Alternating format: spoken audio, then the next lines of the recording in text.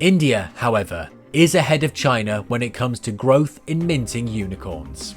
The rate of growth among unicorns in India, 36% growth from 2019 to 2020, and over 100% growth in 2021. And if you look at China's growth, 8% growth in 2020 and just 14% growth in the year 2021. India is clearly ahead.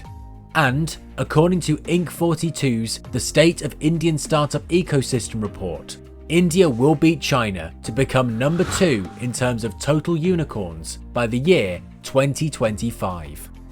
When we talk about which sectors are dominant in both countries, most valued startups in India come from e-commerce, followed by fintech and SaaS.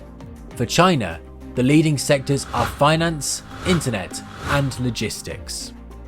If you found this video insightful, don't forget to like and subscribe to our channel for more content.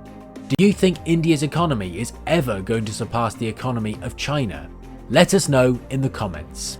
Thanks for watching, and we'll see you in the next video.